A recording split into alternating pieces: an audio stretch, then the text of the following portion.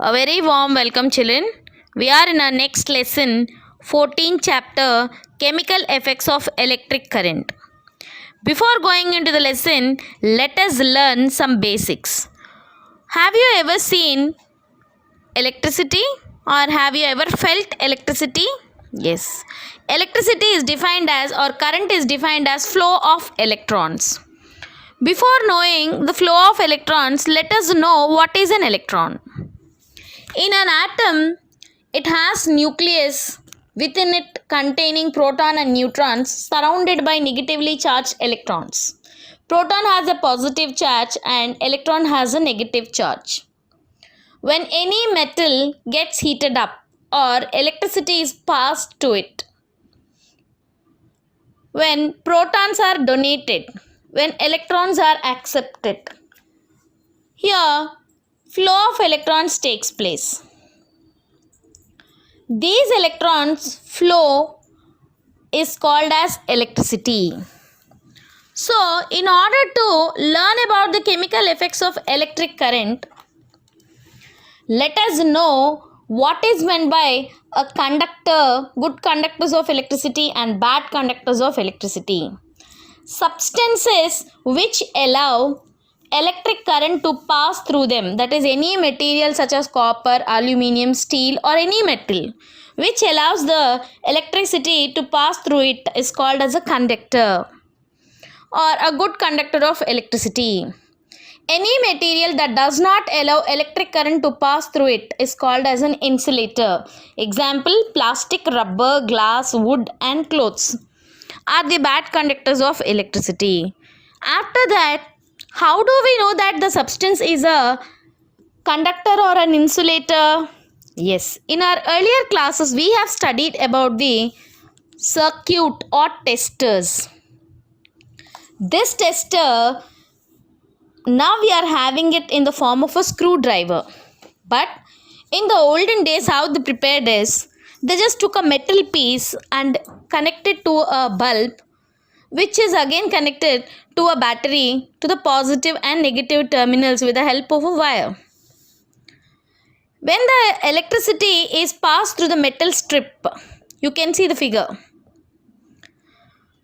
If the metal is a good conductor of electricity, the bulb glows. Even though the metal is a good conductor of electricity, there are few metals which gives only a small amount of electricity, so that we call it as poor conductors. So then if the bulb doesn't glow, we say that the substance is a poor conductor of electricity. In our textbook, in page number 172, you can see all these: a tester, a good conductor, a poor conductor. Let us see activity 14.2. What does this say? We have seen with the solid metals whether these are good conductors of electricity or bad conductors of electricity. What happens with the liquid? Does liquids conduct electricity? Let us find out. For all this, you need is a plastic tub or a tub which is connected with the help of a circuit and a small bulb which gives us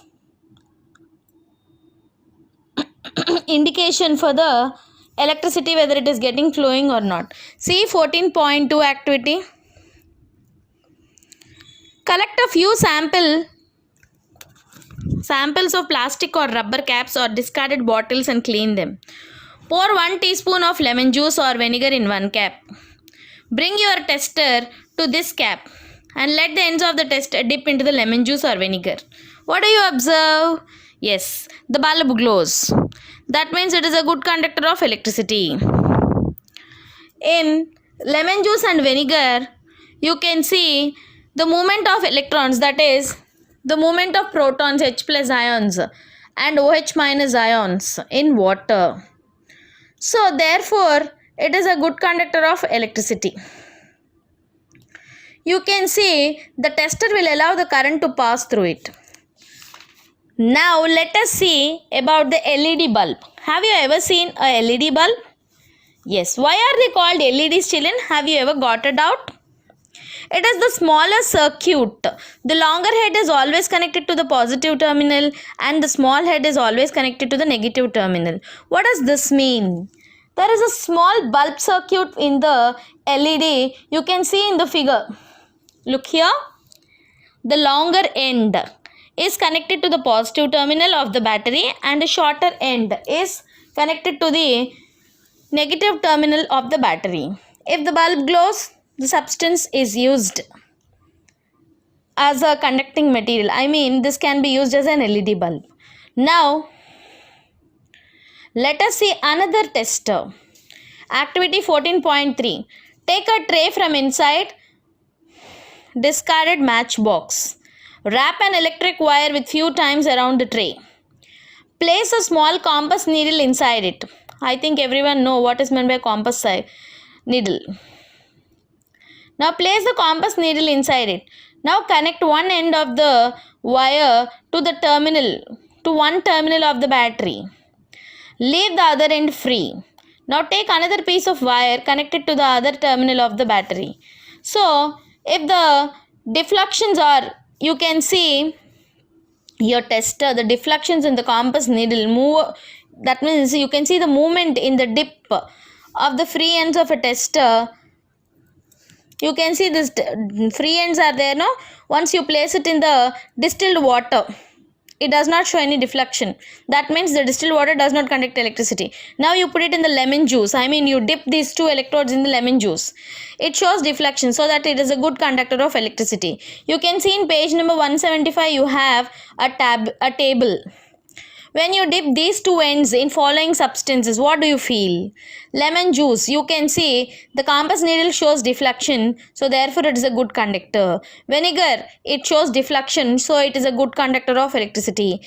Tap water, yes, tap water also contains ions, so it is a good conductor of electricity and it shows deflection. Deflection means just movement of needle. Vegetable oil, no, because there no ions are there. Milk, honey, all these you have different examples which you can see. When the free ends of the tester do not touch each other in the air gap between them, then it is said to be that it is a poor conductor. So air is a poor conductor of the electricity. Now another activity we have 14.4. Take about 2 teaspoonfuls of distilled water in a clean and dry plastic or rubber cap of a bottle. Use the tester to test whether distilled water conducts electricity or not. So we can simply say distilled water does not conduct electricity because in distilled water there are no ions. So therefore distilled water is a poor conductor of electricity, whereas a tap water, which contains small amount of mineral salts present naturally in water which are beneficial for human health, is a good conductor of electricity. Every time many of us say don't stand on the wet floor near the electrical appliances. Why? Because on the wet floor, when the ions are passing, our body just catches an electric shock when you are very near to it. We have found that common salt, when dissolved in distilled water, acts as a good conductor. Why? Because in water we have H plus ions and OH minus ions. In salt we have Na plus and Cl minus ions. So this Na plus ion gets linked up with OH ions to form sodium hydroxide, and then this Hi plus ions react with Cl minus ions in sodium chloride. So therefore here ions are moving, that is positive ions, negative ions are moving. So therefore from cathode to anode, the salt water is called as an electrolyte. The another new word is electrolyte. A substance which allows to conduct electricity is called an electrolyte. Now activity 14.5. Take 3 clean plastic or rubber caps of the bottle. Pour about 2 spoons of distilled water in each of them. Add few drops of lemon juice. Dilute hydrochloric acid to distilled water in one cap. In the second cap containing distilled water, add few drops of base caustic soda or potassium iodide. Add little sugar in the distilled water, third cap. Now test the solution which conduct electricity. In the first cap we added Lemon juice, already we tested, so this time we'll add hydrochloric acid. So this is a good conductor of electricity because hydrochloric acid formula is HCl. It produces H plus ions and Cl minus ions. Whereas in the second cap, it contains caustic soda, which is a base. Base also contains NaOH. Caustic soda means Na plus ions, OH minus ions are there. So therefore here flow of electrons are there. So caustic soda also is a good conductor of electricity. Whereas in the distilled water, there are no flow of ions. So therefore it does not conduct electricity. So now we are going to see the next concept, chemical effects of electric current. In activity 14.6, you can see the equipment here. Take 2 carbon rods, that means your lead pencils. From the discarded cells, clean their metal caps with sandpapers nicely. Wrap the copper wires around the metal caps of the carbon rods and then join to the battery. Instead of this series, you can use a battery also, normal battery also. These two rods are called electric electrodes. You can see the metal caps in the diagram 14.5. Now add water in that beaker. Now add a teaspoon of salt or few drops of lemon juice or dilute HCl for more conducting. Make sure that the metal caps of the rods are outside of the water. Wait for 3-4 minutes and now pass the electricity through it. You can see near the electrodes and watch them very carefully. You can notice gas bubbles are coming out. Can we say it as a chemical change? Surely. What is the chemical change taking place? When the metal reacts with water, generally it forms hydrogen gas. Here in 1800, the British chemist William Nicholson had shown that if electrodes are immersed in water and currents are passed, bubbles of oxygen and hydrogen are formed. Oxygen bubbles are formed on the electrode connected to the positive terminal and oxygen gas is obtained near the negative terminal. So in few reactions, not only this, changes in color of the solution also may occur. These are all the effects of chemical current. Here, let us do a small activity, how to test whether a potato containing starch is a good conductor of electricity or not. As we told, we prepared one tester, no? Take a matchbox, filled it, you just keep a compass in it and just surround it with a wire and connect it to the battery. To the ends, we have tested with different materials, no? Now we are going to test with a potato.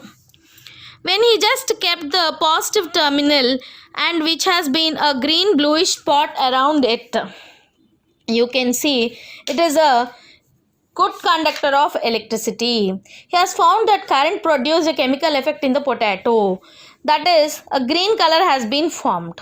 And now we have come to the end of the topic, electroplating. What is meant by electroplating, children? We are very famous with this. Yes. Electroplating means with the help of one metal we are going to cover another metal. Before going into 14.7 activity, let us take some live examples. Nowadays we are well versed with 1 gram jewelries and all, and artificial silver, artificial golden. What are these? So they just take a metal and they just put one more metal as a coat on that. But this coating of metal is given in the form of a chemical reaction called electroplating. You can see in 14.7, we need copper sulfate, 2 copper plates with the size of 10 centimeters long and 4 centimeters breadth. Take 250 ml of distilled water in a clean and a dry beaker. Dissolve the 2 teaspoons of blue colored copper sulfate in it. Add few drops of sulfuric acid in that so that the reaction will take place more effectively. You can see the plate should be cleaned very well with the sandpaper so that any of the oxidated metal will be removed. Now rinse them with water and dry them. Connect the copper plates to the terminals of the battery and immerse them in the copper sulfate solution. Now just allow the electricity to pass through it for 15 minutes. What do you observe? Now remove the electrodes from the solution. Do you find any difference in one of them? You can see one of the copper plate has been completely dissociate it. That means when electric current is passed through the copper sulfate solution, copper sulfate dissociates into copper and sulfate. The free copper gets drawn on the electrode containing negative terminal, that is, it is coated. Than this, I will give you one more example. You take one iron spoon and dip it in the silver nitrate solution for some time and pass the electricity through it. You can see the silver color is deposited from silver onto iron spoon. So this is called electroplating. Here we have many examples for electroplating. Chromium plating is done on many objects such as our steel. Steel utensils are just a coating of chromium and nickel on the iron things. Especially car parts, bath taps, kitchen gas burners, bicycle handle bearers, wheel rims of the cycle are all made up of electroplating because chromium has a shiny appearance and it does not undergo corrosion. Also, it is away from scratches, so that cheaper metal which we use for chromium is deposited on many of the utensils. Especially jewelry makers electroplate silver and gold with less expensive metals. These ornaments have appearance of silver or gold, much less expensive. Tin cans also are used for storing food, are also made by electroplating of tin onto iron.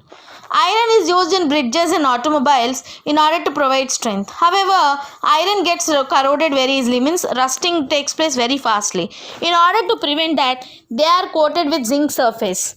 So in electroplating factories, the disposal of used conducting solution is the major concern.